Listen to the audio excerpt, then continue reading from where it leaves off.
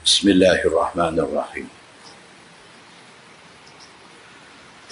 السلام عليكم ورحمة الله وبركاته. الحمد لله وبه نستعين. أشهد أن لا إله إلا الله وحده لا شريك له وأشهد أن محمدا عبده ورسوله ونصلي ونسلم على هذا النبي الكريم سيد المرسلين وعلى آله وصحبه أجمعين. أما بعد، أيها المؤمنون اتقوا الله، أوصيكم وإياي بتقوى الله،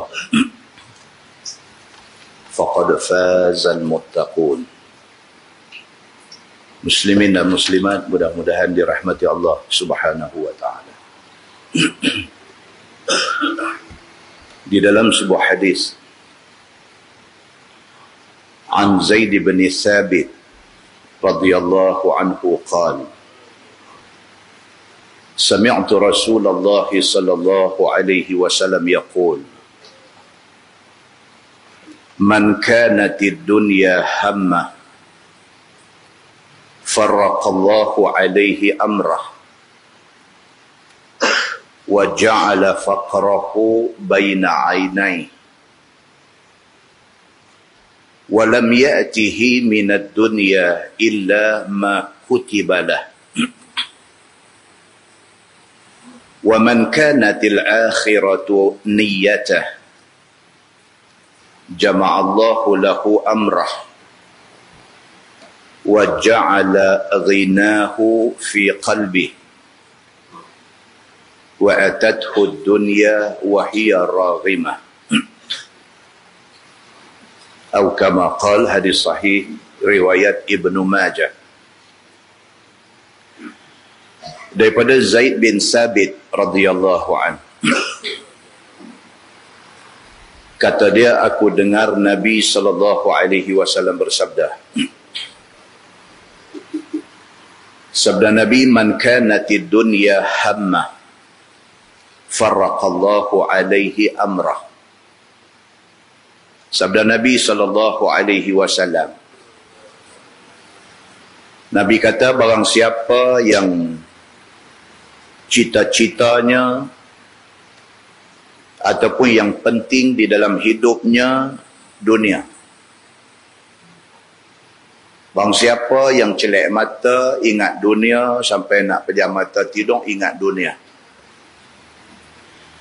bang siapa yang dunia itu sangat important dalam hidup dia,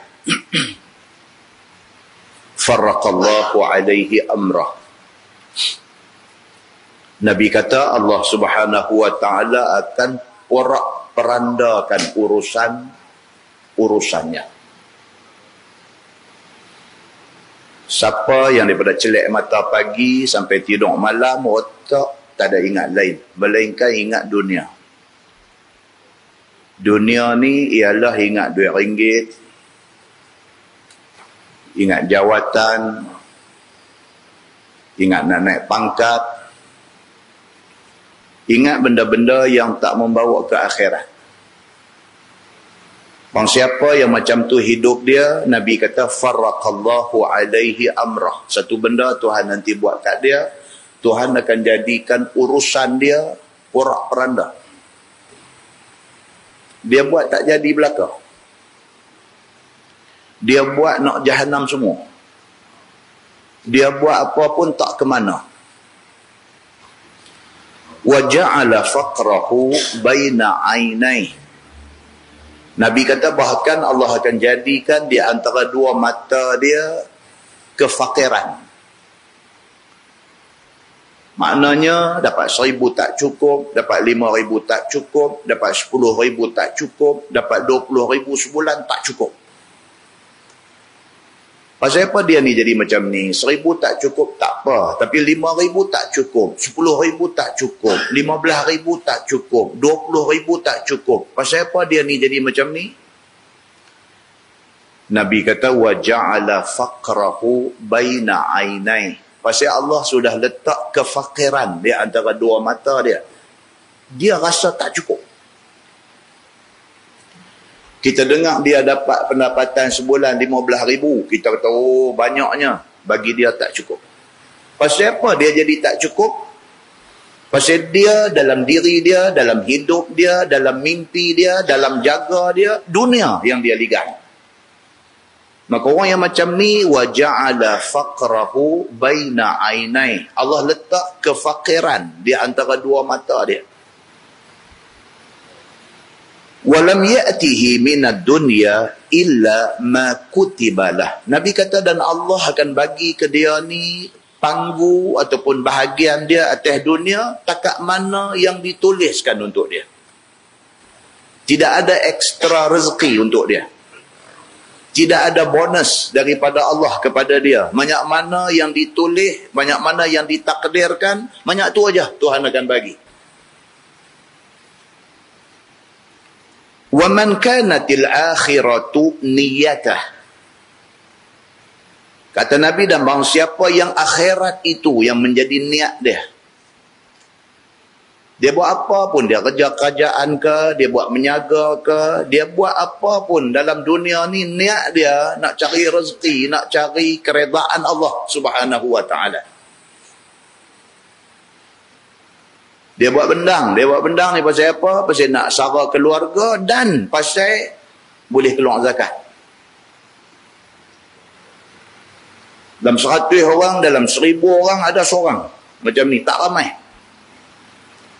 Di antara tujuan, di antara sebab pasal apa dia buat bendang, di antara sebabnya ialah supaya dia dapat peluang untuk keluar zakat. Kerana zakat itu ibadah. Nabi kata, وَمَنْ كَانَتِ الْآخِرَةُ نِيَّتَهُ. Bang siapa yang akhirat itu yang menjadi niat dia, yang terselit dalam hati dia, yang duk tersimpan dalam hati dia ni apa dia? Dia nak cari keredaan Allah. Kalau dia jadi menteri pun dia nak cari keredaan Allah. Kalau dia jadi DO pun dia nak cari keredaan Allah. Kalau dia jadi guru besar sekolah pun dia nak cari keredaan Allah. Kalau dia jadi guru, dia cikgu pun dia nak cari keredaan Allah. Jama'allahu lahu amrah. Nabi kata satu benda Tuhan janji dekat dia, Tuhan akan jadikan urusan dia beres semua. Kalau Allah itu keutamaan dalam hidup dia, kalau keredaan Allah itu yang diburu, yang dicari oleh dia, Allah janji wa jama'allahu lahu amrah. Allah akan jadikan urusan dia, kerja dia beres. Dia tak ada serabut, dia tak ada semak perut, dia buat kerja jadi. Wa ja'ala ghinahu fi qalbih. Nabi kata bahkan Allah jadikan dia satu orang yang kaya jiwa, satu orang yang kaya hati, satu orang yang mempunyai sifat qanaah, satu orang yang Tuhan bagi apa ke dia, dia puas hati. Allah bagi berapa pun dekat dia, dia redha. Allah bagi banyak mana pun dekat dia, dia alhamdulillah, dia syukur pada Allah, dia terima kasih kepada Allah. Wa atathu dunya wa hiya raghimah. Dan dunia nanti mai dekat dia dalam keadaan dia berat hati untuk nak terima. Rezeki dia tak cari, duk bergolek mai ke dia. Rezeki dia tak gelut sampai tinggal ibadat. Tapi rezeki itu Tuhan duk golek mai ke dia. Raghimah ni dalam bahasa Arab maksud dia unwilling. Orang putih kata unwilling. Maksud dia tak mau pun, dia tak cari pun, Tuhan bagi. Dia tak gaduh pergi kempen, suruh orang pilih dia, orang mau ke dia. Kalau dalam konteks pembubaran parlimen, tak gaduh kempen, tak gaduh naik pentas, tak gaduh maki hamun orang, tak gaduh buat yang ni semua. Orang mau ke dia. Macam mana orang boleh mau ke dia? Allah bagi ke dia sokongan itu. Wa atathu dunya wa hiya raghimah. Dunia mai ke dia dalam keadaan raghimah, dalam keadaan dia ni reluctant. Orang putih kata reluctant ni maksudnya dia tak gelut cari, tapi nak mai ke dia. Rezeki ni tak tahu kok mana. Wa yarzuqhu min haitsu la yahtasib. Dan Allah bagi rezeki dekat dia daripada sumber yang tak sangka. Hadis itu hadis sahih riwayat Ibnu Majah. Dalam sebuah hadis riwayat daripada Abi Hurairah radhiyallahu anhu, kata dia, anna rajulan qala ya Rasulullah, rajulun yuridul jihad fi sabilillah wa huwa yabtaghi 'aradan min 'aradid dunya. Faqala Rasulullah sallallahu alaihi wasallam la ajra lah. فأعظم ذلك الناس وقالوا للرجل عد إلى رسول الله صلى الله عليه وسلم فلعلك لم تفهمه. فقال يا رسول الله رجل يريد الجهاد في سبيل الله وهو يبتغي عرضا من عرض الدنيا. فقال رسول الله صلى الله عليه وسلم لا أجر له. فقالوا للرجل عد إلى رسول الله صلى الله عليه وسلم فقال له الثالثة فقال له رسول الله صلى الله عليه وسلم لا أجر له أو كما قال. hadis sahih riwayat Abu Daud. Kata Abu Hurairah radhiyallahu anhu, satu laki-laki pergi jumpa Nabi sallallahu alaihi wasallam. Bila dia sampai di depan Nabi, dia bagi tahu dekat Nabi, dia kata rajulun yuridul jihad fi sabilillah wa huwa yabtaghi 'aradan min 'aradid dunya.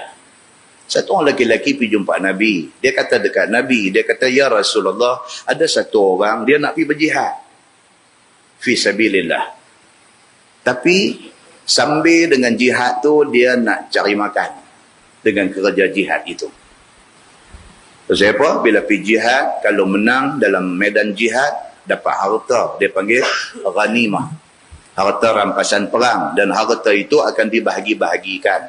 Di antara yang akan dapat bahagian daripada ghanimah itu, ialah orang yang ikut perang. So ada di kalangan sahabat ni nak pergi perang sabilillah bersama dengan Nabi. Niat dia dua. Yang pertama nak pergi jihad fi sabilillah.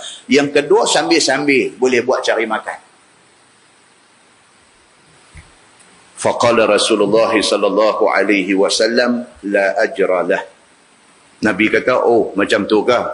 Tidak ada pahala bagi dia. Fa'azama zalika nas. Dia bila dengar jawapan Nabi, dia balik habaq dekat orang ramai. Orang ramai ni bila dengar Nabi kata macam tu, fa'azama zalika nas. Rasa azam ni berasa berat, berasa macam tak puas hati, berasa macam awak Nabi jawab lagu tu. Itu dia panggil fa'azam. Kan kita kata azim. Azim maksudnya besar, maksudnya mulia. Fa'azaman nas. Bila dia balik pergi habaq dekat orang, dia kata aku dah tanya dah Nabi, kalau sekiranya kita pergi perang, kita pergi terlibat dalam jihad fi sabilillah, niat kita satu berjihad, yang kedua sambil-sambil itu boleh cari makan dengan jihad. Nabi kata tak dapat pahala orang yang macam tu. Bila dia cerita, orang yang dengar ni dengar, uish, dia kata takkan Nabi jawab macam tu. Fa'azama zalikan nas. Orang ramai berasa macam berat, berasa macam susah nak terima jawapan Nabi tu. Berasa macam tak puas hati. Berasa macam ada tak kena tang-tang mana jawapan Nabi tu. Wa qalu lirajul, maka depa ramai-ramai pakat kata dekat laki-laki ni, ud ila Rasulillah sallallahu alaihi wasallam. Depa kata hampir balik jumpa Nabi sallallahu alaihi wasallam, fala'allaka lam tufahimhu. Kok yang hang habaq Nabi tak faham kot. Itu maksud dia. Kan kadang-kadang kita ada satu muskil, kita pergi tanya satu orang, dia punya jawapan tu dia tak macam kita mau. Kita kadang-kadang tanya tu kita ada jawapan yang kita mau. Dia jawab tak macam yang kita mau. Tak kena dengan selera kita. Kita duk rasa dia tak faham kot maksud aku ni. Demikian berlaku pada sahabat Nabi ridwanullah alaihim ajma'in. Depa kata dekat dia ud ila Rasulillah sallallahu alaihi wasallam. Hampir balik jumpa Nabi, hampir jumpa Nabi balik, hampir cerita lagi sekali dekat Nabi. Fala'allaka lam tufahhimhu. Kok Nabi tak faham kot maksud yang sebenar ni. Hang terang lagu mana dekat Nabi ni. Kok Nabi salah faham kot. Nabi jawab macam tu. Faqala ya Rasulullah rajulun yuridul jihad fi sabilillah wa huwa yabtaghi 'aradan min 'aradid dunya. Dia pergi lagi sekali jumpa Nabi, dia ulang benda yang sama. Dia kata, ya Rasulullah, ada satu sahabat ni, dia nak ikut pergi perang sabilillah, tapi sambil dengan nak ikut pergi perang tu, dia ingat dia boleh cari makan dengan benda tu. Macam kebanyakan ada sebahagian orang kan ngaji agama buat hafaz Quran, nak pergi ke Mesir apa semua nak mengaji, niat mula ni memang nak mengaji agama, ini tuntutan Allah, nak cari keredaan Allah, itu niat mula cantik. Pergi balik mai tengok, lumayan orang mengaji agama ni kaya-kaya daripada kata Allah ni. Orang mengaji agama ni nampak hidup senang, dia tak macam orang dulu. Orang dulu kalau ustaz-ustaz mengaji agama ni Allah nampak. Naik basikal pun magat tak ada, rakap pun tak ada, tinggal mesti. Hari ni mengaji agama, hafaz Quran boleh naik X5. Orang dulu boleh naik EX5. Maka di kalangan ibu bapa pun nak bagi anak mengaji agama, nak bagi anak jadi figure agama yang terkenal. Pasal apa? Pasal agama pun boleh, Quran pun hafal, duit pun boleh. Dia nampak begitu. Nampak? Sama dengan sahabat tadi ni. Nak pergi berjihad, sambil nak berjihad, cari makan. Dia pergi dekat Nabi, dia cerita balik benda ni kepada Nabi sallallahu alaihi wasallam. Faqala Nabi sallallahu alaihi wasallam la ajra lah. Nabi kata tak ada pahala dia ni. Dua kali tanya, jawapan sama.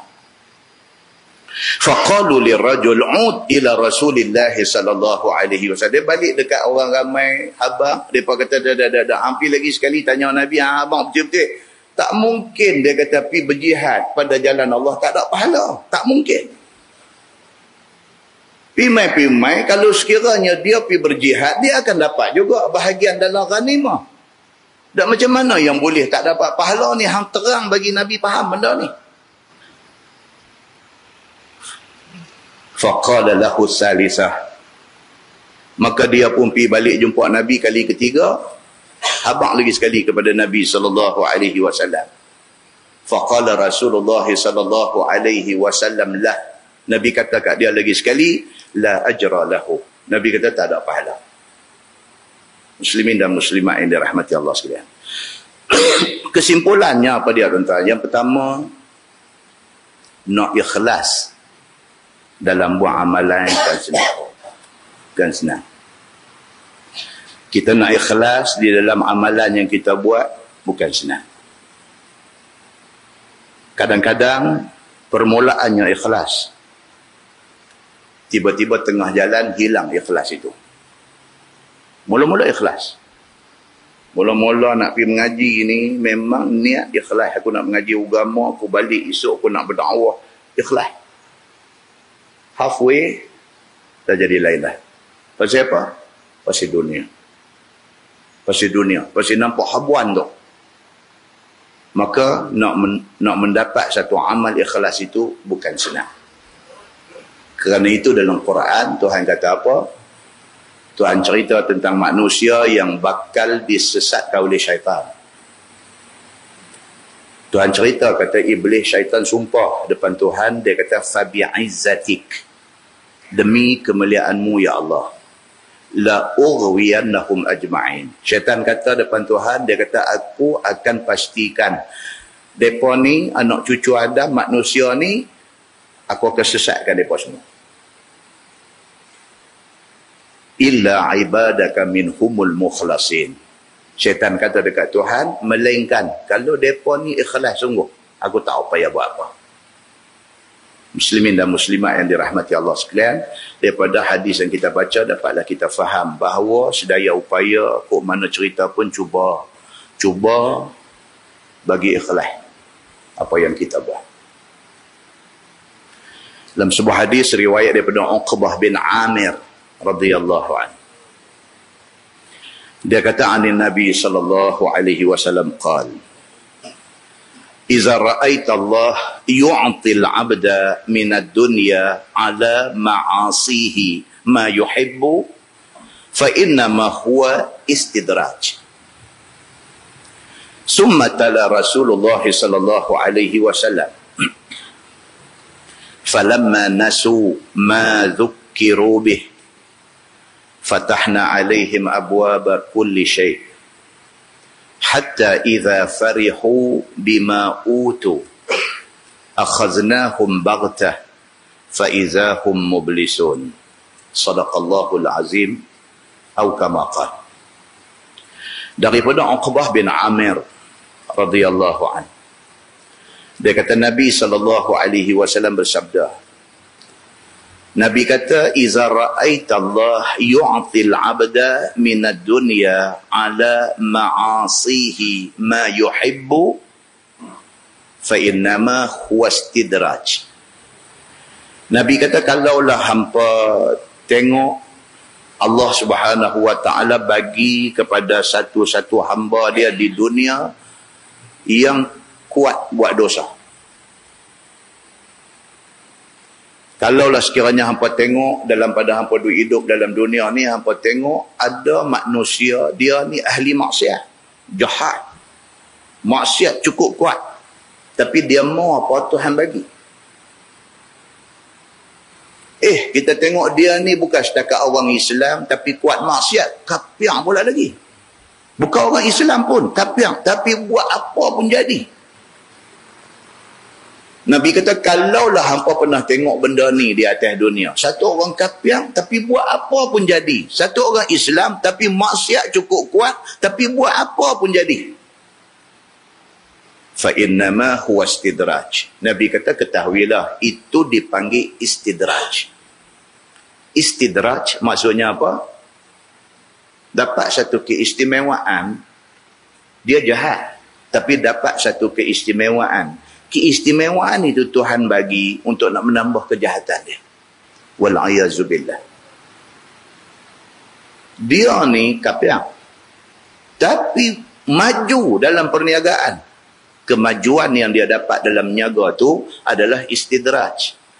Bila dia dapat tu, maka lebih-lebih lagi teruk dia dengan kufur dia. Dia orang Islam tapi ya Allahu Akbar, dengan minum arak, dengan berzina, dengan buat maksiat terang-terang, dengan buat maksiat orang tak nampak, esok main cerita kat orang kata semalam dia buat bagian-bagian benda dan sebagainya. Tapi dia ni mengaji, pandai, buat usaha apa pun jadi dan sebagainya. Nabi kata, kalau kamu jumpa orang macam ni, fa innama huwa istidraj. Nabi kata itu dipanggil istidraj. Satu benda mata kasar nampak macam dapat keistimewaan, tetapi sebenarnya itulah kemusnahan bagi dia. Summa tala Rasulullah sallallahu alaihi wasallam, kemudian Nabi baca sepotong ayat Quran surah Al-An'am ayat 44. Allah berfirman, falamma nasu ma zukkiru bih fatahna alaihim abwaba kulli syai' hatta idza farihu bima utu akhaznahum baghtah fa idza hum mublisun. Sadaqallahul azim. Tuhan kata dalam ayat tu, falamma nasu ma zukkiru bih, apabila manusia ini lupa dengan peringatan Tuhan pada dia. Dia lupa agama, dia lupa kata dia orang Islam kena ikut Quran, kena ikut hadis. Dia lupa kata Nabi SAW itu pimpinan yang sebenar, yang mesti dia ikut. Dia lupa semua benda ni, dia lupa. Fatahna alaihim abwaba kulli syai'.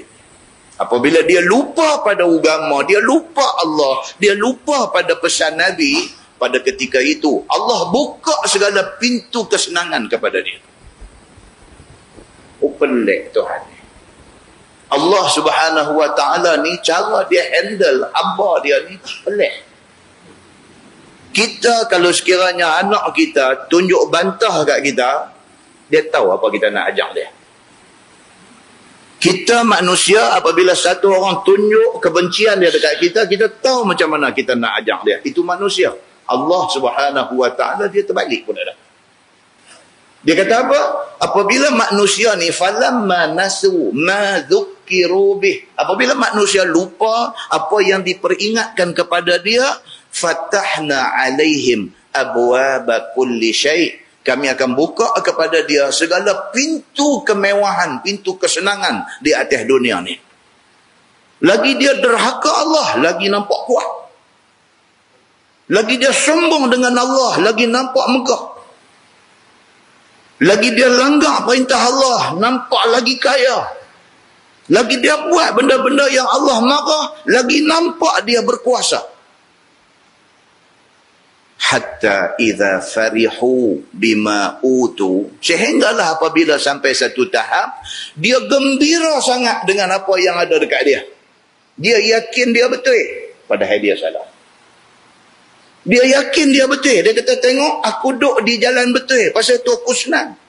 Hampa tengok aku duduk jalan betul, pasal tu aku pandai.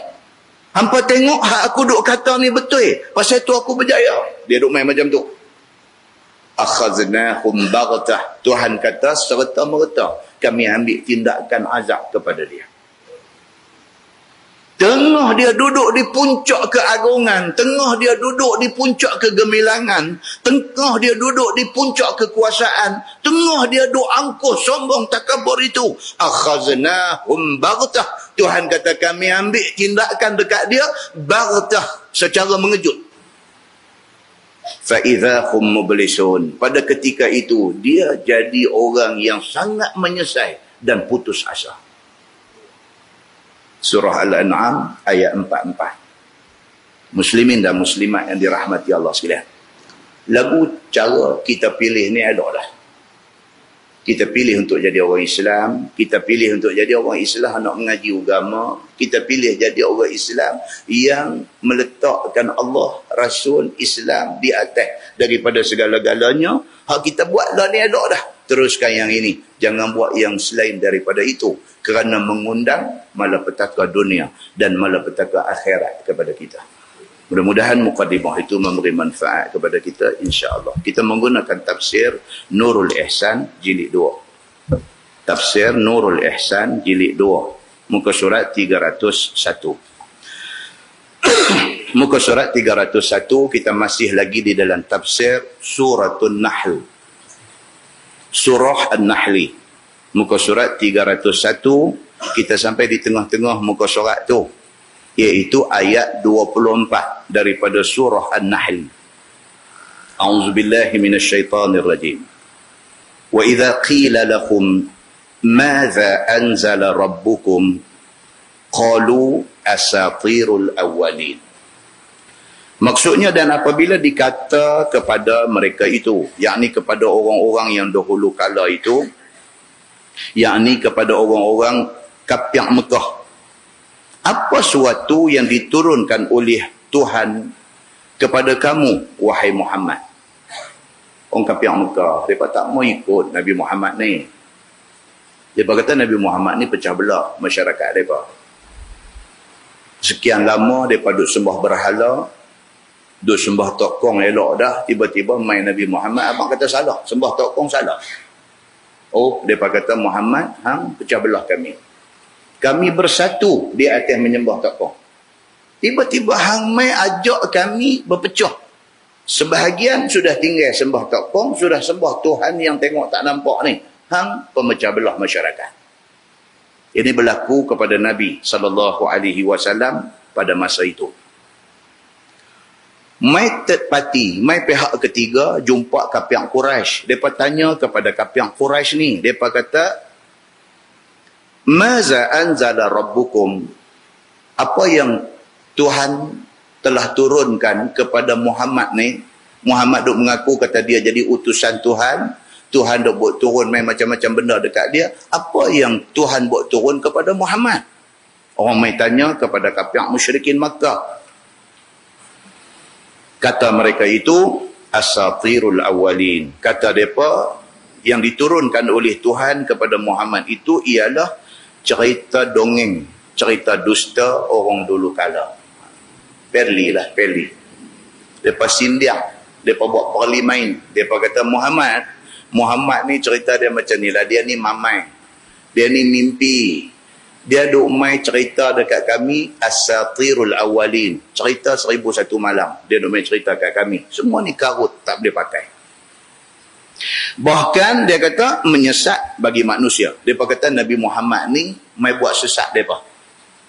Memang macam tu tuan-tuan, dia memang lagu tu. Orang gila. Dia kata kita gila. Dia kata dia betul. Memang dalam dunia lah pun macam tu. Orang gila. Kita kata kat dia gila. Dia kata kat kita balik, hang gila. Ambil. Nampak? Kapiak musyrikin Makkah. Dia kata Muhammad sesat. Betul-betul yang sesat siapa?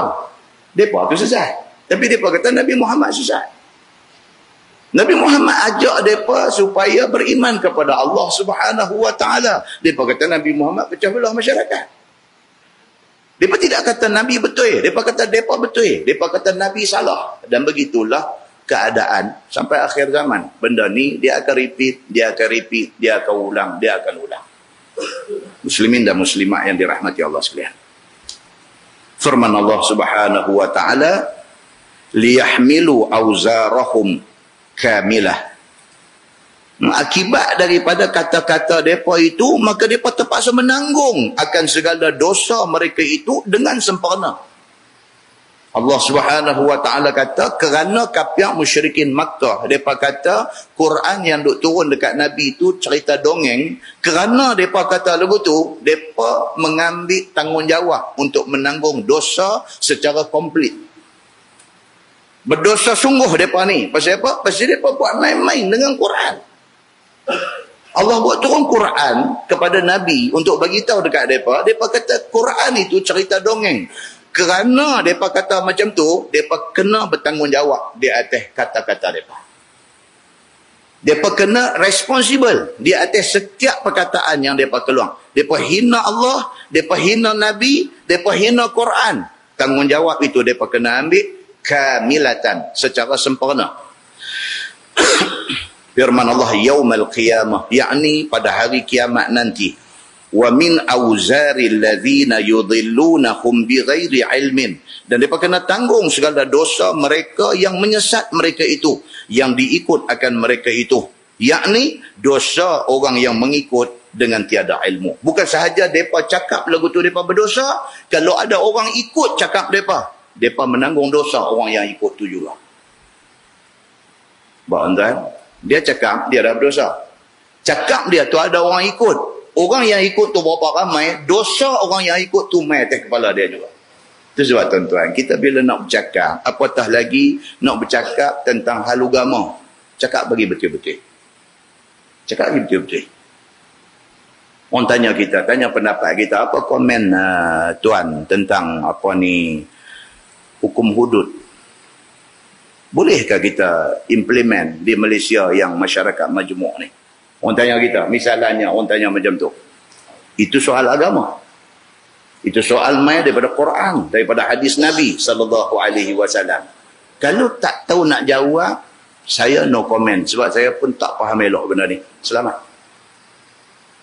Pidu jawab dengan muka macam lagu, macam nak peli-peli lagu tu. Pidu cakap, baguslah. Kalau laksana benda tu, habis orang Islam pakai kudung tangan, habislah. Tak boleh nak kerja, tak boleh cari makan. Tak boleh lagu. Habis. Cakap dia tu pula, ada pula orang hak dengar ni sokong. Oh betul, dia ni jawab cantik, logik cukup cantik. Kita mau orang macam ni lah. Orang tu berdosa, dia berdosa, dosa orang yang ikut dia pun dia kena tanggung. Ini ayat ni nak abang benda tu. Bila dia main benda-benda macam ni, bukan ada apa. Dia nak peringat kita. Dia nak peringat kita bila main perkara yang menyentuh tentang agama. Tak reti, jangan ulah. Cakap saya, no comment. Saya pun ditanya orang yang lebih tahu. Selamat. Bila pi ulah, ulasan tu pula menghina Allah Subhanahu wa ta'ala. Habis kita. Habis. Muslimin dan muslimat yang dirahmati Allah sekalian. Demikianlah hal orang tanya benda yang kecil-kecil pun orang main tanya. Kata ni saya nak tanya tuan, betul-betul lah ni. Janggut ni kira betul-betul macam mana? Simple punya benda aja, simple ni. Hang nak tahu janggut, taruh tak mau taruh sudah. Orang main tanya dia, betul-betul janggut ni kira macam mana? Dia kata janggut ni kira lu tu dah kira kambing pun ada janggut juga. Bergelak kakak-kakak pi. Janganlah macam tu. Orang main tanya satu simple-simple punya benda. Bahkan kadang-kadang dipandang hina oleh sebahagian orang. Orang main tanya dia ni, saya nak tanya betul-betul ni. Kayu sugi ni apa? Orang main tanya dia. Dia kata lah ni lagu ni lah. Dia kata dulu, dia kata zaman Nabi dulu mana ada ni Oral-B, beruh gigi apa semua tak ada. Jadi mereka pakai kayu tu lah, kayu siwa tu, kayu sugi tu. Zaman lah dah ada Oral-B, dah ada apa-apa, tak usah lah. Dia benda tu pengocong. Dia jawab macam tu. Jangan lah. Contoh yang kita bawa ni adalah contoh yang berlegar-legar dalam masyarakat. Contoh yang hidup di dalam masyarakat. Yang orang yang tak reti tapi nak tebiang dia jawab juga. Yang akhirnya benda tu ni yang ayat Quran duk bagi tahu. Hang jawab macam tu, hang menghina sunnah Nabi SAW. Dah satu dosa, ada orang pi percaya, pi ikut, pi pakai apa yang hang jawab. Dosa orang yang percaya, yang ikut, yang pakai juga hang kena tanggung. Juga hang kena tanggung. Begitu. Baik. Kemudian dia kata apa? Dibalas azab dengan tiada kurang daripada dosanya. Dan setengah dosa orang yang ikut akan dia. Sabda Nabi SAW, barang siapa mula jalan satu kebajikan, maka baginya pahala. Dan pahala orang yang kerja dan ikut dia. Demikianlah juga halnya dengan kejahatan. Itu hadis yang kita selalu baca. Hadis daripada Jarir bin Abdullah radhiyallahu anhu. Dia kata ja'an nasun min al-a'rab ila Rasulillah sallallahu alaihi wasallam alaihimus suf fara'a su'a halihim qad asabathum hajah fahassa an-nas ala sadaqah fa'abta'u anhu hatta ru'iya dhalika fi wajhihi. Qala Jarir ثم إن رجلا من الأنصار جاء بصرة من ورق ثم جاء آخر ثم تتابعوا حتى عرف السرور في وجهه فقال رسول الله صلى الله عليه وسلم من سن في الإسلام سنة حسنة فعمل بها بعده كتب له مثل أجر من عمل بها ولا ينقص من أجورهم شيء ومن سن في الإسلام سنة سيئة فعمل بها بعده كتب عليه مثل وزر من عمل بها لا ينقص من أوزارهم شيء أو كما قال. Hadis sahih riwayat Imam Muslim. Ini penjelasan kepada hadis yang ditulis dalam kitab tadi. Kata Jarir, satu hari mai sekumpulan orang Arab. Arab ni Badui. Badui ni susah lah. Satu hari mai sekumpulan orang Arab, orang Badui mai di masjid Nabi sallallahu alaihi wasallam. Alaihimus suf. Pakaian yang mereka pakai ni pakaian bulu busuk. Kan? Macam orang hari ni orang kaya-kaya pergi berjalan Australia, dia beli bulu kambing bawa balik. Kan? Bulu kambing boh depan televisyen boh. Beratus-ratus tu harga satu tu. Copi basuh bagi tahu apa nak kering elok tu, bau dia macam mana? Bau macam kambing. Nama pun bulu kambing. Jangan doa abang kata bau macam bau kambing lah. Pasal bulu tu bulu kambing. Orang miskin susah ni. Mereka manalah ada duit nak pergi beli baju-baju yang katan Arab panggil. Baju-baju yang elok-elok. Kambing ada pas meleh buat makan, kulit tu jemuk-jemuk agak buat pakaian pakai. Jadi bila kena hujan ke kena basah dia mai dah bau tu, bau kambing tu. Kata Jarir bin Abdullah, satu hari puak Arab Badui ni, Arab ni mai masjid Nabi, mai pakai baju yang dibuat daripada suf, daripada bulu kambing ni. Baulah. Fara'a su'a halihim. Tengok keadaan depa pun nampak susah. Kan tuan-tuan, macam kita hari ni lah, kita tengok orang tu kita tahu senang susah tu boleh agak. Kalau dia tak tepat pun dia lari sikit lah. Kita tengok tak susah dia ni. Kita tengok ni orang senang ni. Dia ada muka dia, gaya dia, pakaian dia, cara dia turun mai apa. Dia benda tu dia campur-campur kita tahu. Kaya kita tahu miskin. Mai puak ni di masjid Nabi SAW, fara'asu ahalihim, nampak kesusah miskin mereka ni nampak. Qad asabathum hajah. Nampak mereka ni memang perlu bantuan. Mereka ni dalam berhajat. Nampak ni nak kena tolong puak ni, nampak susah. Fahathan nasa ala sadaqah. Nabi SAW pun bakit berdiri, Nabi buat pengumuman. Nabi kata ni kita ada satu tetamu main masjid kita dan saya menganjurkan kepada tuan-tuan bersedekahlah kepada mereka ni. Nabi menganjurkan supaya tolong orang yang nampak susah ni. Fa'abta'u anhu. Kata hadis tu apa dia? Pakat slow. Respon daripada sahabat ni fa'abta'u. Kira tak responsif. Nabi suruh tu tak nampak macam tak ada sambutan begitu. Hatta ru'ya dzalika fi wajhi, sehingga kan nampak pada wajah Nabi SAW macam sedih. Yalah, bila Nabi suruh tiba-tiba tak ada respon ni berasa tak syok dah. Dan satu ustaz main masjid nak mengajar, kira-kira sampai 13 kali kira ada 3 orang je. Kok kira mula tu silap, kira lain sekali. Kok silap, kira 3 juga. Kira 13 kali, kira 3. Jadi nampak waru'iyah dan nampak pada wajah tu tak apa syok lah, sedih lah. Hujan saya boleh mai, pasal apa yang depan ni tak boleh, dia nampak sedih. Nabi SAW lebih lagi apabila dia menganjurkan fahassa. Hassa ni maksudnya encourage. Dia seru, dia ajak, dia suruh sahabat-sahabat ada ni, mailah kita pakat tolong. Pasal apa? Nampak depa ni orang susah. Mai kita pakat tolong. Fa'abta'u anhu, respon lambat, tak apa nak respon. Sehingga nampak sedih pada wajah Nabi. Qala, kata Jarir, summa inna rajulan minal ansar ja'a bisurrah min wariq. Tiba-tiba bangkit satu orang sahabat Ansar. Sahabat Ansar ni orang mana? Orang Madinah. Ada di Madinah tu ada orang Muhajirin mai daripada Mekah, ada orang Ansar, orang asal Madinah, dua ada. Jadi dah tak ada respon tu, tiba-tiba satu orang bangkit. Dia ni siapa? Dia ni sahabat Ansar. Dia bangkit dengan duk bawa bisurratin min wariq, bawa satu benda macam makanan yang dibungkus dengan apa? Dengan wariq, dengan daun-daunan. Dalam syarah hadis dia kata dia bagi kurma. Dia bagi kurma. Bukan kurma daging, buah kurma. Dia ambil mai, dia orang yang memulakan, orang yang mula menyahut ajakan Nabi tadi.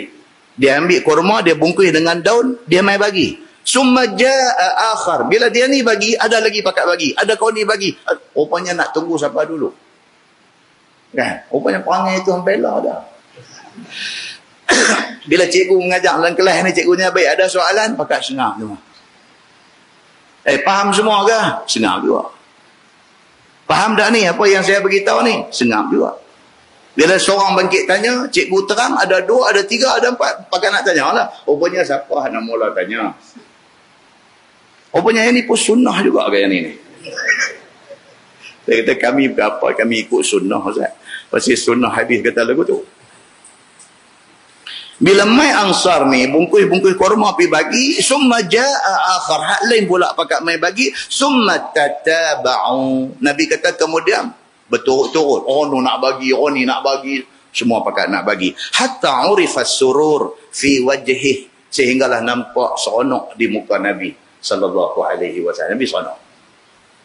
Yang tadi duk buat macam tak mau respon, Nabi dah sedih. Bila seorang bagi, dua orang, tiga orang, semua pakat nak bagi, kelihatanlah gembira pada wajah Nabi sallallahu alaihi wasallam. Faqala Rasulullah sallallahu alaihi wasallam, Nabi bersabda. Nabi kata, man sanna fil Islam sunnatan hasanah. Nabi kata, siapa yang dalam Islam ini dia memulakan satu benda baik. Ini timbul hadis ni, hadis yang kita baca dalam tafsir Nurul Ihsan tadi. Ini asal ceritanya. Nabi kata, man sanna sunnatan hasanah. Siapa yang mulakan satu benda baik dalam Islam, fa'umila biha ba'dah. Dengan kerana dia mula, orang pakai ikut buat dan pakai beramal dengan apa yang dia mulakan itu. Kutiba lahu mislu ajri man amila biha. Ditulis padanya pahala pada kawan hak mula tadi. Dia mula dah dapat pahala. Bila ada orang ikut dia, berapa ramai orang ikut dia, berapa banyak orang ikut dia, banyak itulah pahala yang dapat ke dia. Pahala hak dia, lepas tu orang yang pertama buat kerana ikut dia. Kawan tu dapat pahala dan pahala tu dapat ke dia juga. Mai kawan yang kedua dapat pahala dan pahala kawan kedua dapat juga dekat dia. Dia jadi macam direct selling rupanya. Dia jadi macam satu direct selling, macam sistem piramid. Pahala ni dia duk main macam tu. Wala yanqusu min ujurihim syai'. Nabi kata sikit pun tak kurang pahala. Macam mana yang orang yang ikut tu dapat, banyak tu juga dia dapat. Dia copy balik bagi kat kau ni.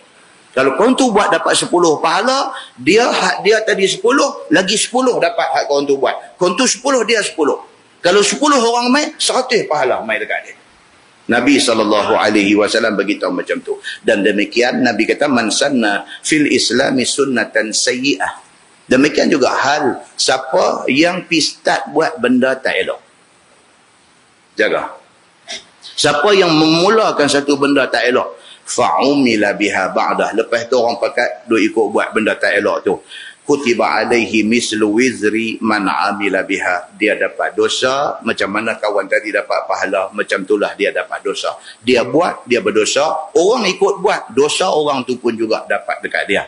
La yanqusu min auzarihim syai'. Tak kurang sikit pun dosa, sama macam mana orang yang kendian buat. Demikianlah duk pergi ke dia, tak kurang sikit pun. Muslimin dan muslimat yang dirahmati Allah, itu sebab dalam hadis Nabi kata, sebuah hadis riwayat Abdullah, dia kata, qala Nabi sallallahu alaihi wasallam, laisa min nafsin tuqtalu zulman. Nabi kata, tidak adalah satu pun manusia yang kena bunuh atas dunia ni, illa kana ala bani Adam al-awwal kiflun minha. Melainkan anak Nabi Adam hak mula-mula bunuh saudara dia dulu, memikul dosa. Siapa dia? Yang bunuh Qabil. Qabil bunuh siapa? Bunuh Habil. Qabil bunuh saudara dia Habil. Dialah manusia yang pertama memulakan pembunuhan di atas muka bumi ini. Nabi SAW dalam hadis Bukhari yang kita baca tak, hadis Bukhari, hadis yang paling sahih. Nabi SAW kata apa? Laisa min nafsin tuqtalu zulman. Tidaklah satu manusia yang dibunuh secara zalim illa kana ala bani Adam al-awwal, melainkan ke atas anak Nabi Adam mula dulu ni, kiflun minha, dapat satu panggu dosa. Hari ini tuan-tuan, kalau di Amerika Syarikat, dia kira second, within second satu pembunuhan.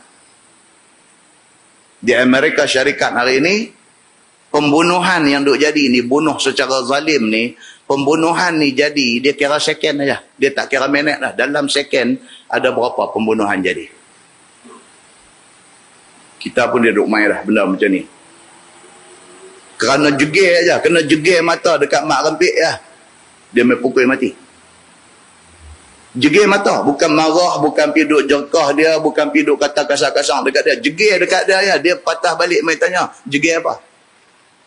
Dia jadi gitu, dia jadi Darah ni dia jadi lagu mana tu, dia panas.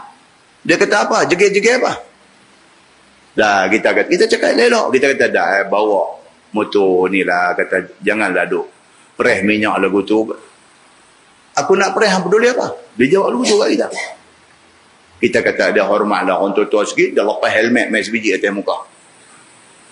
Jatuh terjun di tepi parit tu, meninggal kawan yang tegur ni. Dia jadi macam tu keadaan, dia jadi tak elok, dia jadi jiwa tak tenteram, dia jiwa ada jiwa kacau. Muslimin dan muslimat yang dirahmati Allah sekalian, berlakunya benda tu, dosa dia bunuh kawan tu satu. No, anak Nabi Adam no, sangkut juga dengan mak rempit ni. Sangkut juga. Pasal apa? Pasal dia lah orang yang introduce pembunuhan, yang memperkenalkan bunuh orang di atas muka bumi ini. Hadis itu hadis sahih riwayat Al-Bukhari. Muslimin dan muslimat yang dirahmati Allah sekalian. Sambung ayat tadi, dia kata apa? Firman Allah, ala sa'a ma yazirun. Ketahuilah olehmu sejahat barang yang tanggung mereka itu daripada dosa. Maksudnya apa? Itulah seburuk-buruk dosa yang kena tanggung ke atas orang yang memulakan benda jahat ke atas manusia. Kerana dia pergi perkenal satu benda jahat atas dunia ni, orang pakai ikut buat. Selagi mana orang duk buat benda yang dia perkenalkan, selagi itulah dia duk tanggung dosa, dan itulah seburuk-buruk tempat dia di hari akhirat esok. Firman Allah, qad makkara allazina min qablihim. Sungguh telah buat makar oleh segala kafir yang dahulu daripada mereka itu. Allah Subhanahu wa taala kata apa? Sebenarnya cerita buat makar, buat rosak, buat jahat atas muka bumi ini bukan mula zaman Nabi Muhammad. Daripada dulu-dulu, daripada Nabi dulu-dulu ni dah ada orang jahat, Tuhan kata. Iaitu seperti mana Namrud bin Kan'an. Dia kata, seperti mana Namrud. Namrud bin Kan'an ini juga satu contoh, satu figure, satu individu yang jahat. Dan jahat dia disebut dalam Quran dalam hadis Nabi SAW. Jahat Namrud ini sampai ke tahap apa dia? Bakang dia akan Nabi Ibrahim. Jahat dia ni sampai ke tahap apa? Bukan setakat Namrud tak ikut seruan Nabi Ibrahim. Bukan setakat tak ikut. Bukan setakat dia tak ikut, dia bunuh Nabi Ibrahim. Bahkan dia tak ikut dan dia bunuh Nabi Ibrahim dengan cara nak bakar Nabi Ibrahim. Woi, sampai macam tu. Tapi Allah Subhanahu wa taala tidak bagi izin kepada dia untuk nak tunai kehendak hati jahat dia. Tapi dia tak ikut dan dia nak bunuh Nabi Ibrahim. Dan dia pilih cara bunuh tu pula, dia pilih dengan nak bakar Nabi Ibrahim dalam api. Makna cukup jahat. Ini yang kata Namrud ni cukup jahat. Baik, dia kata apa? Namrud itu bina sarh. Sarhun. Sarh ni maksud dia apa? Sarh dalam bahasa Arab ni maksudnya satu bangunan besar. Huge. Satu huge building. Satu bangunan yang zaman tu tak ada. Bangunan seumpama tu tak ada. Hebat bangunan yang dia bina ni. Sarh ataupun burj. Dalam bahasa Arab juga sebut burj. Kan kita tengok di apa? Di Dubai tu. Dia panggil Burjun. Barajim. Kalau tuan-tuan pergi Mekah, Madinah ni, hotel-hotel dia buat nama Burj. Burj Sultan dia panggil. Oh, tengok, ini gamak Sultan tu kot. Masuk tengok Allahu Akbar, keadaan dalam dia. Nama dia bubuh Burj. Burj makna dia tower. Makna dia menara. Di Dubai tu dia panggil Burj Dubai. Lepas tu ubah. Buat nama Burj Khalifah. Mula-mula buat nama Burj Dubai. Menara Dubai. Lepas tu tengok tak kena. Pasal apa? Pasal Presiden nampak macam tak bersyok. Pasal tak buah nama dia. Dia tukar. Buah nama Burj Khalifah. Khalifah nama dia. Nama pemerintah Dubai. Buah nama Burj Khalifah. Okay. Baik. Zaman ni. Zaman yang kita duk baca ni. Zaman Namrud tak ada lagi. Bangunan yang sehebat tu. Tower, bangunan besar ni tak ada. Melainkan Namrud lah orang yang mula sekali. Reka bangunan tinggi ni. Bangunan itu menara tinggi naik sampai ke langit. Supaya, tujuan dia buat menara tu. Supaya ia dapat naik ke langit dan juga berperang dengan penduduknya. La ilaha illallah yang kata Namrud ni. Tujuan dia buat tu bukan setakat nak tunjuk hebat dia. Tujuan dia buat tu kerana ada orang duk abang kat dia. Kata langit ni ada penduduk dia. Penduduk langit ni siapa dia? Malaikat. Malaikat Allah. Jadi dia bila dengar, oh ada benda duk kat di atas sana. Tak apa. Dia buat bangunan tinggi supaya apa? Supaya dia naik pergi, dia nak cari ni. Orang yang duk tu dia nak bunuh mati. Ni dia bukan jahat lagi tadi. Dia nak main gila babi lah. Jadi macam ni. Adakah benda pergi buat macam tu? Yang kata Namrud ni.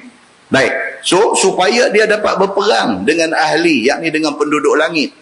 Tinggi bangunan yang dia buat, sarhun, ataupun burj, ataupun menara bangunan tinggi yang dia buat ni, tingginya 5,000 hasta. 5,000 hasta. Tuan-tuan, yang kata burj, Dubai ni, berapa tinggi dia? Burj Dubai.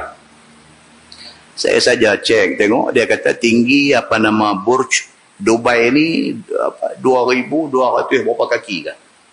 Tinggi. Kan? Gunung Everest tinggi berapa? Kita baru baca tafsir di baru ni di Taman Krian. Gunung Everest tinggi dia berapa? 8.8 km. Tinggi Gunung Everest ni 8.8 km. Kita baca tafsir di Taman Krian. Nah, abang kata lagi satu kehebatan ciptaan Allah ni, satu tempat dia panggil Jurang Mariana. Dan balik lagi masuk internet, tanya Tuan Haji Google kita. Jurang Mariana. Type itu di Google, saja Google tengok. Jurang Mariana ni di mana? Jurang Mariana ni duduk di sebelah timur Mindanao. Dia nak main geng Sulu ni juga depan ni. Jurang Mariana ni ada sebelah timur Mindanao. Kedalaman yang kata Jurang Mariana ni dia punya kedalaman dia tu 11 kilometer. Daripada permukaan air laut tu turun di 11 kilometer. Maknanya dia lebih dalam daripada Gunung Everest yang hanya 8.8 kilometer. 8.8 kilometer sudah menjadi puncak tertinggi dunia. Jurang ni yang ada di sebelah timur Mindanao ni, Jurang Mariana ni, kedalaman dia 11 kilometer dalam. Apa satu misteri makhluk apa Allah simpan tuan tu tak tahu tuan-tuan. Demikian hebat kekuasaan Allah Subhanahu wa taala. Itu dia. Benda-benda macam ni kan kita tengok lah saja lapang-lapang tu pergi tengok apa geografi tu dalam TV. National Geography. Tengok depan ni orang putih, mereka pergi kaji benda-benda ni. Cuma kadang-kadang ada di kalangan mereka hasil kajian membawa mereka beriman kepada Allah. Ada yang kaji mati dengan duk kaji itu aja. Pun ada juga. Pasti bukan semua orang yang dapat hidayah Allah. Beza dengan kita dah pun dapat hidayah Allah. Kalau kita pergi tambah lagi baca benda-benda ni, mantap keyakinan kita kepada Allah Subhanahu wa taala. Jadi Namrud ni dia buat yang kata bangunan besar menara tinggi ini, dia buat ketinggian dia kata setengah riwayat dia kata 5,000 hasta. Dia kata tinggi lah tu zaman tu. Namrud ni tuan-tuan, kalau kita cuba nak cari dalam keterangan yang yang lebih dalam Quran, dalam hadis, tak ada.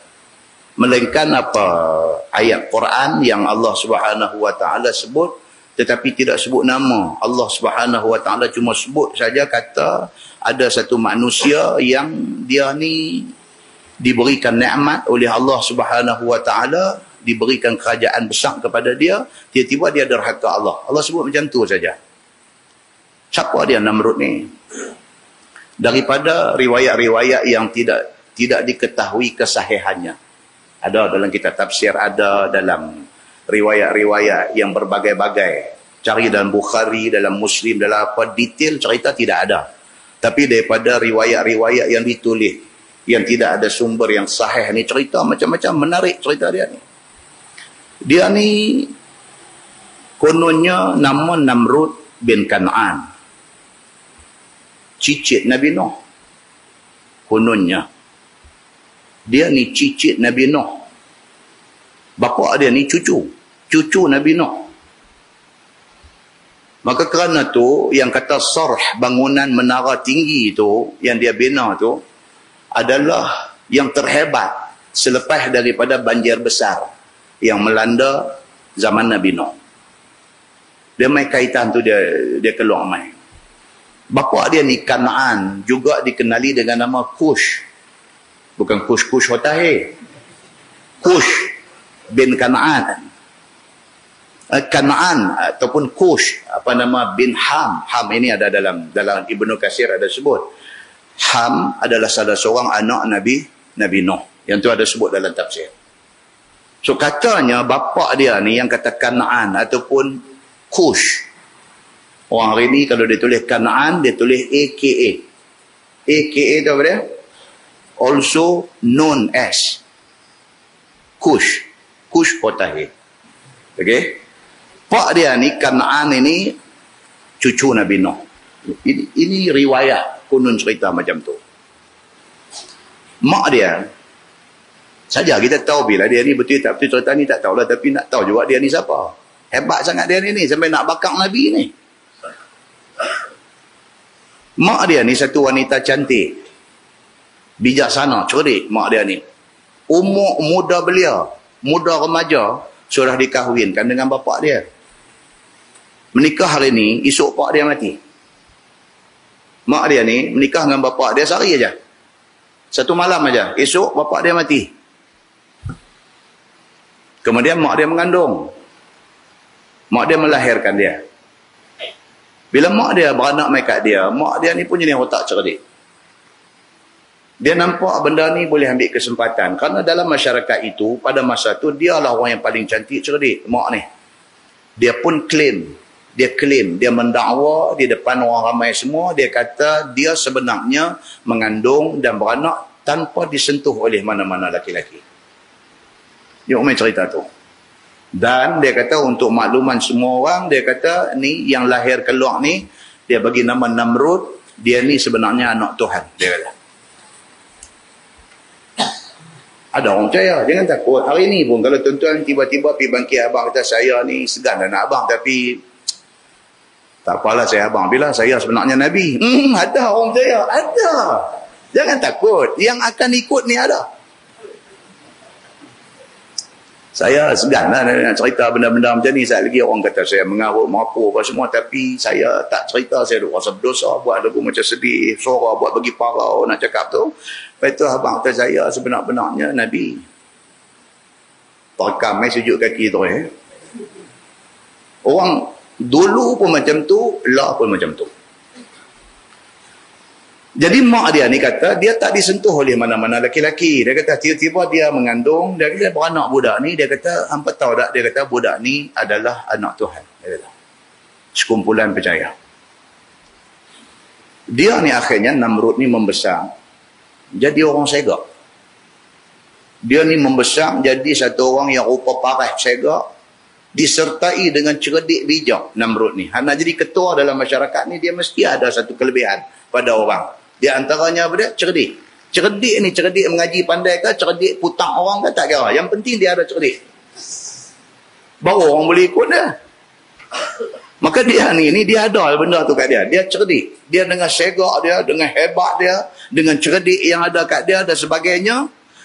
Apatah lagi, saya cerita bulan lepas apa dia, dia ni alim, dia ni pandai dalam bidang matematik. Dia punya calculation ni memang tepat. Itu sebab dia nak buat sarh ataupun burj, bangunan tinggi besar ni, dia nak buat itu memerlukan calculation. Arkitek, engineer yang terlibat dalam pembinaan benda-benda ni mesti kena orang bijak, orang cerdik. Dia ada kebijaksanaan tu. Dia ni pandai dalam bidang matematik, dalam bidang architecture, dan dia pandai dalam bidang ilmu falak. Tapi dia misuse, dia salah guna kepandaian ini. Dia pandai dalam bidang architecture, dia pergi bina sarh, dia pergi bina satu bangunan menara tinggi dan sebagainya. Dia nak pergi naik atas langit, dia nak pergi cari siapa duduk atas langit, dia nak bunuh habis semua, dia nak dia jadi Tuhan. Dia pandai dalam bidang ilmu falak. Ilmu falak ni asal-asalnya ilmu kaji bintang, kaji apa semua ni asal-asal yang tu. Daripada ilmu falak itu, Namrud akhirnya dia sampai ke tahap apa? Dia mencipta ilmu horoskop. Saya sebut bulan lepas. Dia cipta ilmu horoskop. Horoskop ni apa dia? Bunyi hebat. Tapi bila diterjemahkan, maksudnya apa? Tilik nasib. Dia memanglah dia bunyi, cara orang putih ni bunyi kemas. Horoskop. Bunga raya tu pun jangan. Dia punya nama orang putih dia. Kita dengar, kata tanya-tanya balik, bunga raya. Tak ada apa lah. Jadi dia ni, dia pandai horoskop. Jadi dengan kerana dia pandai bidang falak, maka dia cipta horoskop yang hari ni duk ada hak duk pergi tungkat motor, pergi duk berhenti van, pergi duk berhenti kereta tepi jalan, buka meja kecil duk tunggu. Tu semua ambil daripada Namrud. Main tengok tapak tangan belek pakai cermin mata tengok, buang cermin mata tengok apa semua. Dia kata hang kalau boleh hari Sabtu ni jangan duk keluar rumah. Dia abang kat kawan pergi tengok ni. Dia kata hang kalau boleh hari Sabtu ni jangan duk keluar rumah. Ya, awak pasal apa? Dia kata hang kalau keluar, dia kata hang boleh terlibat satu aksiden yang cukup dahsyat. Weh, betul ke? Tak betul, hang keluar tengok dia tahu. Kita pun tak keluar. Tapi tak pernah lagi ada satu kaki mangkang pergi bagi tapak tangan dekat dia. Lepas tu kata tadi hang punya nasib sendiri macam mana? Kata tak pernah lagi jumpa kaki mangkang ni. Namrud, dia dengan kebijaksanaan dia manipulate. Ini bahasa orang putih. Manipulate ni maksudnya apa? Dia, apa nak terjemah manipulate ni? Dia macam pandai, manipulate tu cantik dah lah. Satu terjemah lah. Dia pandai ambil kesempatan atas orang, dia exploit orang, dia pandai putang orang, dia pandai belit orang, dia pandai bagi orang percaya kat dia, itu dia panggil manipulate. Dia pandai manipulate orang. Dengan ilmu horoskop yang ada dekat dia ni, dia mula duk pi bagi tahu macam tu macam ni, hang minggu depan akan jadi lagu ni, hang bulan depan akan jadi macam ni, hang tak kahwin lagi hang akan dapat suami macam ni, hang tak kahwin lagi hang akan dapat bini macam ni. Last sekali dia sampai tahu mana? Dia kata kalau macam tu kita tak perlu Tuhan lagi. Sebab ilmu horoskop ini sudah boleh membaca masa depan. Tak payah Tuhan lagi. Baiklah. Tentulah akhirnya Namrud mengaku Tuhan. Nampak dia nak lingkup, dia nak jadi rosak, dia memang macam tu step dia. Muslimin dan muslimat yang dirahmati Allah sekalian. So dia buat kesimpulan, dia kata apa? Kita tak perlu kepada Tuhan lagi. Dia kata pasal apa? Ilmu ni cukup kalau kita pegang, kita tak perlu Tuhan dalam hidup kita. Sebab kita dah boleh menelak, kita dah boleh menjangka, dah boleh agak, boleh ramal apa nak jadi di masa depan. Dia kata. So finally, akhirnya apa jadi kepada Namrud? Dia jadi angkuh, dia jadi sombong, dia jadi zalim, dia jadi kejam, dia jadi raja besar yang cukup zalim. Dia kata, ana rabbukumul a'la, aku Tuhan hampa yang maha tinggi. Ana uhyi wa umit, dia kata aku boleh hidupkan orang dan aku boleh bagi mati orang. Dia kata, baik, dia bagi hidup macam mana? Dia bagi hidup maksudnya dia tak bunuh. Dia bagi mati maksudnya macam mana? Maksudnya dia bunuh. Jadi dia kata ana uhyi wa umit. Aku boleh bagi hidup, boleh bagi mati. Dia kata biar betul. Dia kata dia panggil dua orang mai dekat dia, hak seorang dia pancung. Dia kata tengok, ana umit. Aku bagi mati dia. Hang balik, terima kasih rumah. Aku bagi hidup, dia kata. Kawan ada dengar ni, dengar sambil hangguk, sambil hangguk. Dia kata betul ni, nampak gaya kena sembah dia ni. Jadi Tuhan dia. Tuan-tuan, sentiasa selagi tak kiamat dunia ni, sentiasa akan ada di tengah-tengah masyarakat ni orang yang macam ni, yang pandai mengambil kesempatan atas kekurang cerdikan orang. Muslimin dan muslimat yang dirahmati Allah sekalian. Maka akhirnya dia mengambil sikap apa dia? Dia menolak seruan Nabi Allah Ibrahim AS. Dia tolak seruan. Dia kata Ibrahim, hang tu saduk main merepek ni semua, Tuhan pun kami tak mau ikut, tambah hang manusia sopan macam kami tak mau ikut. Apabila Ibrahim cuba nak berhujah dengan dia, apa dia buat? Dia jatuh hukum mati kepada Ibrahim, dibakarnya Nabi Ibrahim dalam api. Dan Allah masuk campur, Allah kata, ya nar, kuni bardan wassalaman ala Ibrahim. Wahai api, jadilah kamu sejuk. Bardan, sejuk. Kan kita pergi Mekah, duk tengok bekas air Zam-Zam tu, dia tulis di situ apa dia? Barid. Tu daripada bar maksudnya sejuk. Barid maksudnya air sejuk.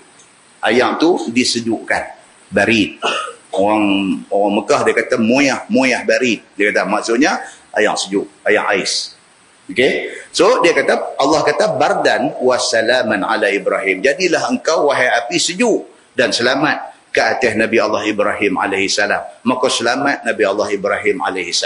Dalam keangkuhan dia, tibalah masa Allah ambil tindakan dekat dia. Tuan-tuan ingat balik mukadimah kita tadi? Apa dia? Ayat Quran, Tuhan kata apa? Falamma nasu ma dhukkiru bih fatahna alaihim abwaba kulli syai' hatta idza farihu bima utu akhaznahum baghtah fa idza hum mublisun. Kita baca awal tadi. Tuhan kata apa? Maka apabila manusia itu lupa akan peringatan Tuhan, fatahna alaihim abwaba kulli syai', kami buka segala pintu kesenangan, kemewahan, kemakmuran, kekayaan, kami buka bagi kat dia. Dia lupa kat Tuhan dia lagi kaya, dia lupa kat Tuhan dia lagi senang, dia lupa kat Tuhan dia lagi dapat pengaruh, dia lupa kat Tuhan dia lagi menjadi-jadi, hidup dia nampak hebat. Tapi apabila sampai masa dia, akhaznahum baghtah, Tuhan kata kami ambil tindakan kepada dia secara mengejut tiba-tiba. Fa idza hum mublisun. Ketika itu dia menyesal dan dia putus asa. Demikianlah kena kepada Namrud laknatullah alaih. Dia diserang oleh sekumpulan nyamuk, dia dan pengikut dia. Mula-mula Tuhan buat mai nyamuk. Dalam setengah tafsir kata apa? Nyamuk ni satu macam punya nyamuk. Dia serang, dia boleh tembus kulit dan badan manusia. Apa jenis nyamuk tak tahu. Dan didatangkan angin kencang, menumbangkan sorh, bangunan menara hebat yang dia bina, tumbang, jatuh ke laut dan menimpa segala pengikut dia. Pun macam tu, Tuhan bagi gambar menjadi lebih suspend. Dia selamat daripada serangan nyamuk dan juga ribut yang kencang ni. Selamat dia lari. Kapal terbang dah ada perangai enjin dah, duduk tunggu. Dia nampak macam ni, dia lari naik kapal terbang, dia tahu. Tapi bersama dengan dia, sekong aja nyamuk Tuhan bagi pergi. Sekong aja. Hak banyak-banyak mai yang boleh lari, sekong ni Tuhan bagi ikut dia, masuk dalam kepala dia. Hari-hari dia injek otak dia. Dia sakit. Ini dalam riwayat, setengah riwayat, bahkan dalam Ibnu Katsir pun kata lagu tu. Kena injek dia sakit. Macam orang kena migraine. Sampai tarik rambut, sakit lah, makan macam-macam ubat apa-apa, painkiller dan sebagainya, sakit. Okey, sakit. Dia je macam tu. Maka bila dia sakit sangat tak boleh tahan, dia panggil pengikut dia, pengawal dia, dia suruh katuk kepala dia bila dia sakit. Kan macam orang kena migraine, kadang-kadang dia boleh pergi hantuk kepala kat dinding ni. Dia terlampau sakit, dia pergi katuk kepala dia, kum tu. Demikian kena kepada Namrud. Katuk berasa macam okey sikit. Sekali sakit pula dia katuk, dia hantuk kepala dia, okey sikit. Lama-lama dia tak mau nak okey, katuk pun tak okey, dia suruh bodyguard dia ambil katuk kuat, katuk mampu dia ni. Demikianlah berakhirnya hidup Namrud yang begitu sombong, angkuh, takabur sampai ke tahap kata ana rabbukumul a'la, aku Tuhan hampa yang maha tinggi. Tiba-tiba akhir hidupnya begitu. Itu mengikut setengah riwayat yang tidak dapat dipastikan kesahihan dia. Saja kita dengar cerita ni, ambil satu iktibar apa dia? Allah Subhanahu wa taala kalau dia nak ambil tindakan macam mana pun dia boleh buat kepada musuh-musuh dia. Baik, firman Allah Subhanahu wa taala, fa'atallahu bunyanahum minal qawa'id fakharra 'alaihimus saqfu min fawqihim wa atahumul azab min haitsu la yash'urun. Maka mendatang Allah akan binaan mereka itu daripada qawaid. Qawaid ni maksud dia foundation. Qawaid kan budak-budak kalau mengaji bahasa Arab, anak tuan-tuan masuk sekolah Irsyad, masuk Maktab Mahmud, masuk sekolah agama ni DMW, pergi masuk Al-Mashhur dan sebagainya, mereka akan mengaji Nahwu bahasa Arab. Kitab Nahwu tu dia buah nama Al-Qawaid. Al-Qawaid ni maksudnya apa? Foundation. Juga boleh dipanggil kaedah. Qawaid ni maksudnya asas. Benda yang sangat penting. Nak buat binaan, kalau tak ada qawaid, kalau tidak ada foundation yang kukuh, duduk setahun ya, lepas tu dia crack sana sini. Nah, orang yang ambil bidang civil engineer, dia nanti belajar pentingnya kawaid ini. Kan? Dia kata, hang buat extension rumah itu habis banyak mana? Dia ni abang kata, saya habis kat 100,000 lebih kat 120,000. Ui, dia kata, awak main. Dia kata, aku tambah sama besar macam hang dia, aku tambah dengan 30 ya, 30,000 ya. 30 dengan 120,000 ni nampak bodoh sangat dah kawan yang buat 120,000 ni. Tapi tanya balik, dia buat macam mana? Dia sebelum buat extension, dia buat piling. Dia bukan piling kayu bakau, dia piling pakai tiang batu tu. Dia buat macam tu, maka di situ kos. Dengan kawan ni, dia panggil tarah rumput, pakai ikat bata naik begitu ya. Memang 30,000 lah. Mana boleh sama? Foundation, orang yang buat foundation dengan orang yang tak ada foundation, nak pergi banding harga, mana boleh? Saya kata, hang pergi umrah baru ni berapa? Saya dalam 7,000 lah, 7,000. Ui, mahal ya, kami pergi 4,500 ya. Yalah, betul lah. 7,000 tu tanya balik, dia pergi naik kapal terbang apa? Oh, dia naik MAS. Oh, di Mekah duduk hotel mana? Dia kata, saya duduk Safwa. Turun-turun tu, turun dataran Masjidil Haram. Oh, hang 4,500 duduk tak mana? Oh, kami nu tengah dua batu nu duduk pukul kaki mai bengkak hang pukul tarik ke belekat tunjuk lutut bengkak bom. Sama juga, pi umrah juga, sampai juga di Kaabah tawaf apa tu 7 pusingan juga tak ada apa. Tapi yang boleh jadi 7,000 tu dia mai kok mana, yang 4,000 tu macam mana? Yang tu nak kena faham. Sama lah dengan foundation ni. Sama bila dia nak cerita kata apa, dia kata yang kata Namrud ni buat sarh. Dia buat ni siap dengan mengambil kira foundation dia sekali. Yang ni kaki dalam tanah, dia kata. Kan hari ni kalau kita tengok teknologi orang buat rumah hari ni, ada yang tak piling dah. Tapi dia korek. Tapak rumah tu dia korek bagi dalam, dia buat orang bahasa kontraktor ni dia panggil footing. Dia buat footing. Ini nak bagi tahu ni kaki dalam tanah. Ni bahasa 60 tahun dulu. Kalau kitab ni ditulis minggu lepas, dia tulis footing. Tapi oleh kerana dia tulis 60 tahun dulu, dia tulis di situ daripada qawaid ataupun foundation, kaki dalam tanah. Dia kata, maksudnya apa? Dia buat footing kepada bangunan yang dia nak bina tu. Dia buat footing. Tiba-tiba dia kata apa? Allah mendatangkan dengan angin deras. Tu dia tuan-tuan. Dia buat dah dengan footing, dia buat dengan dia mengambil kira civil engineering ni, dia ambil kira benda ni semua. Allah Subhanahu wa ta'ala dia buat mai satu angin deras terguling jatuh bangunan tu. Tuan-tuan, di Masjid Pahim baru ni kita cerita pasal gempa bumi yang menjadi tanda kiamat, dan kita ceritalah beberapa negara yang kena gempa bumi dan kematian sampai berapa ribu orang. Daripada tahun berapa sampai tahun 2012 ada berapa puluh kali gempa bumi berlaku. Tuan-tuan, negeri sehebat Jepun ni selalu kena gempa. Sampai teknologi yang mereka ambil dalam civil engineering mereka ni sampai buat satu bangunan yang hidrolik, dia panggil. Balik lagi tanya Haji Google lagi sekali. Jepun ni buat bangunan hidrolik. Maksudnya apa? Setakat gegaran gempa bumi, setakat gegaran 8 skala Richter, bangunan tu tak reban kalau mengikut ilmu mereka. Setakat 8 skala Richter kalau bergoncang, bangunan tu boleh menari gitu. Dia tak retak, dia tak tumbang, dia tak patah. Sebaliknya dia main tu dia panggil hidrolik. Ni pandai manusia ni nak lawan apa yang Tuhan buat. Nak lawan. Tapi dia nak abang di sini apa dia? Kalau sekadar gempa biasa, itu kira okey. Tapi kalau dia yang main tu apa dia? Malapetaka balak daripada Allah, terus buat apalah? Tumbang apa yang manusia buat. Kena kepada Namrud ni. Apa so jadi dekat dia? Dan kena gerak gempa. Maka jatuh atas mereka itu oleh atap bangunan itu. Daripada atas mereka itu mati sekaliannya. Habis. Tuhan buat main gempa. Khasfun dalam bahasa Arab dia panggil khasfun. Kha sin fa. Kha sin fa, khasfun.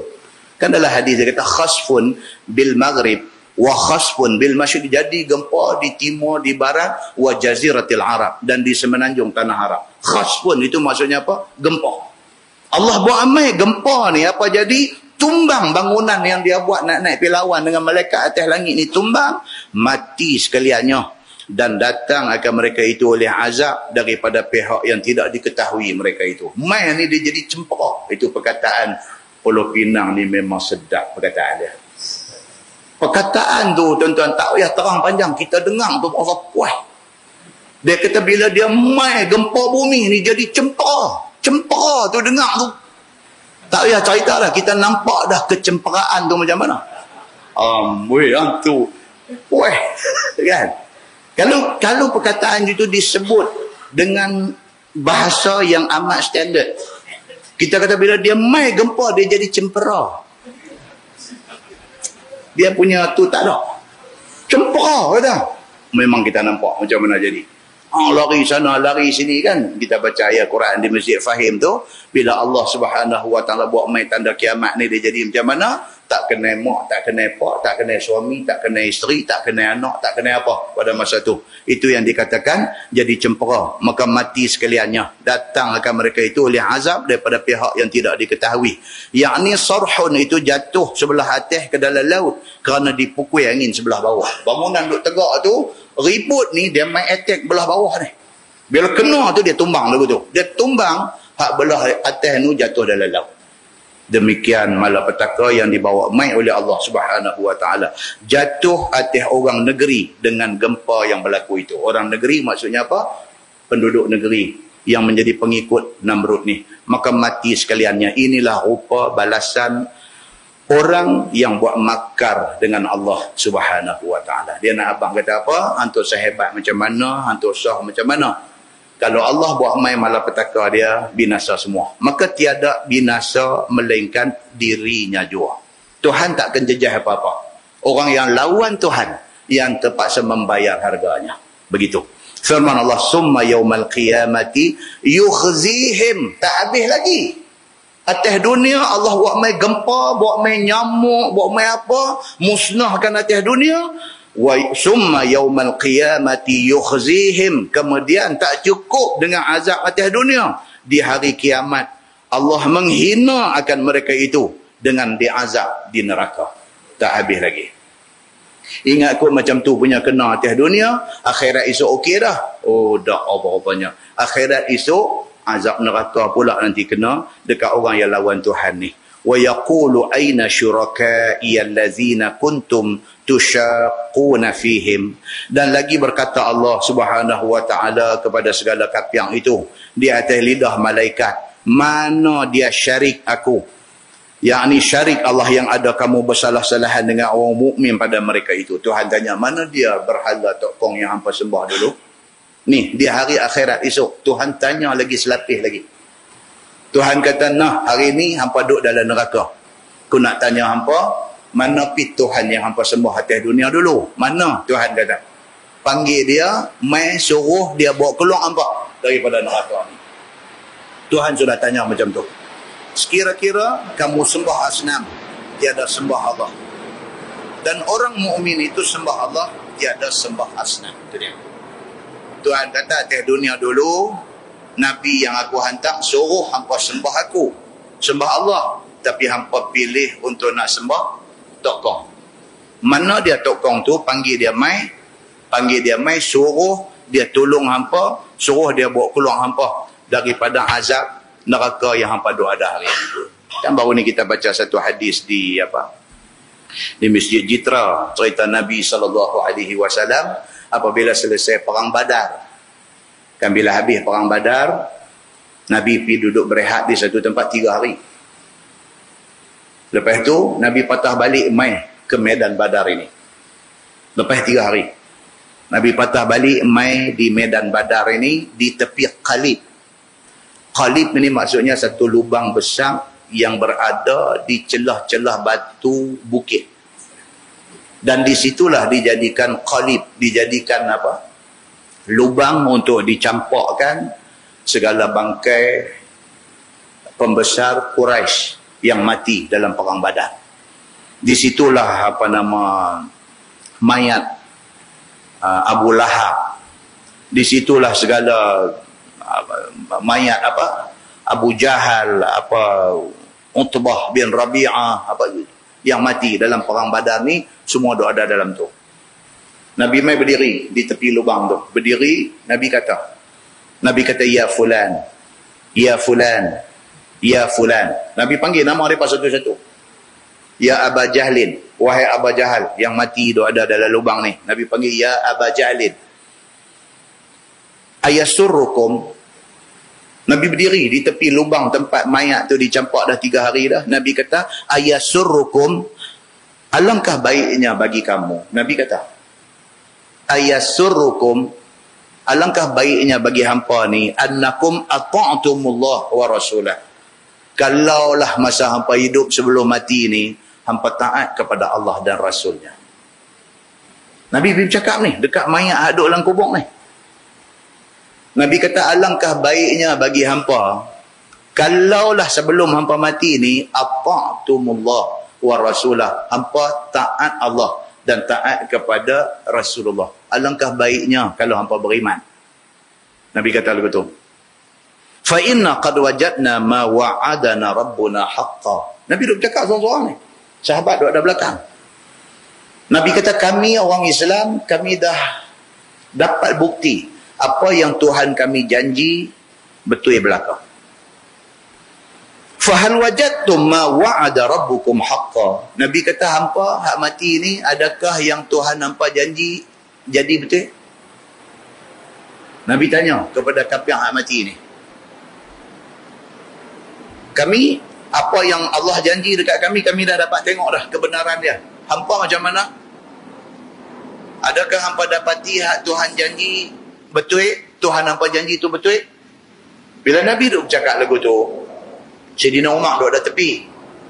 Sayyidina Umar tanya kepada Nabi. Dia kata, ya Rasulullah, ma tukallimu min ajsadin la arwaha laha.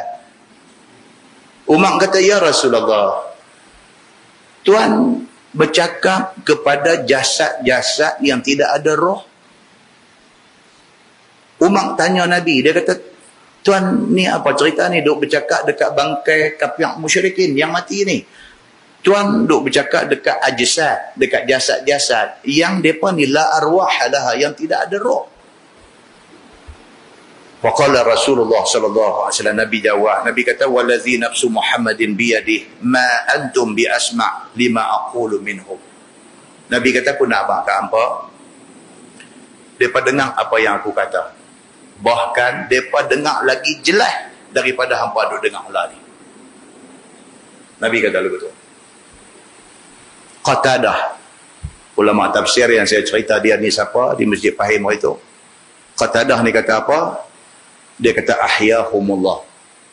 Dia kata depa tu mati dah. Segala Abu Jahal, segala Utbah bin Rabi'ah, segala semua mati dah.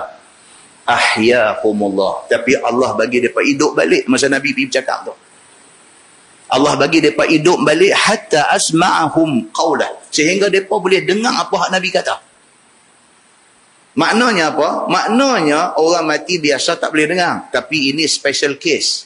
Allah bagi mereka hidup balik untuk nak dengar apa yang Nabi kata.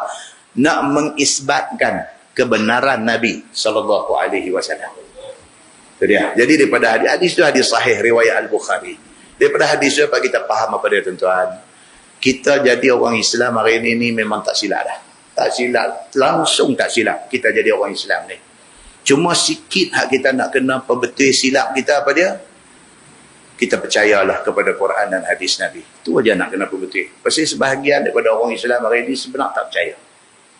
Berapa banyak ayat Quran yang dia percaya tak percaya gitu.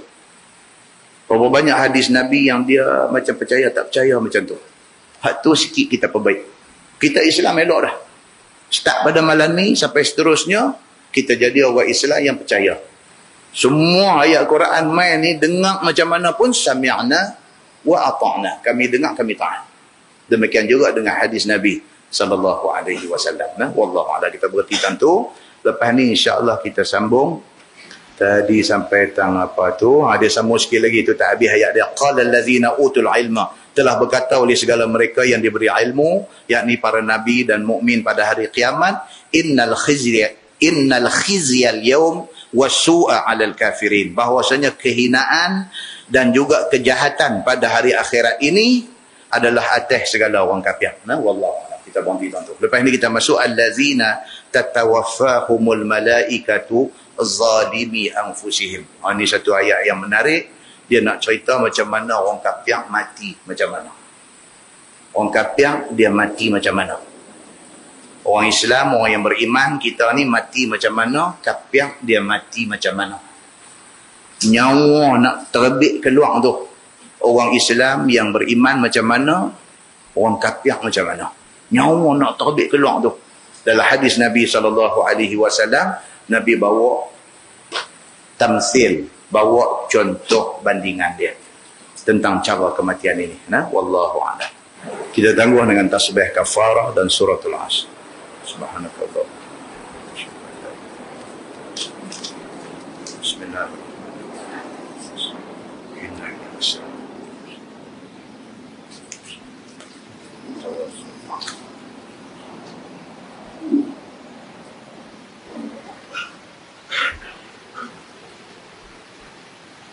اللهم صل على محمد في الأولين والآخرين وسلم رضي الله تبارك وتعالى عن سادتنا أصحاب سيدنا رسول الله أجمعين. بسم الله الرحمن الرحيم. الحمد لله رب العالمين حمدا يوافي نعمه ويكافئ مزيدا. يا ربنا لك الحمد كما ينبغي لجلال وجهك الكريم وعظيم سلطانك. رضينا بالله ربا وبالإسلام دينا وبمحمد نبيا ورسولا. اللهم افتح علينا فتوح العارفين وارزقنا فهم النبيين بجاه خاتم المرسلين. اللهم فقهنا في الدين وعلمنا التأويل واهدنا صراطك المستقيم. اللهم أرنا الحق حقا وارزقنا اتباعه وأرنا الباطل باطلا وارزقنا اجتنابه. اللهم اجعل جمعنا جمعا مرحوما وتفرقنا من بعده تفرقا معصوما. وصلى الله على محمد وعلى آله وصحبه وسلم والحمد لله رب العالمين. السلام عليكم.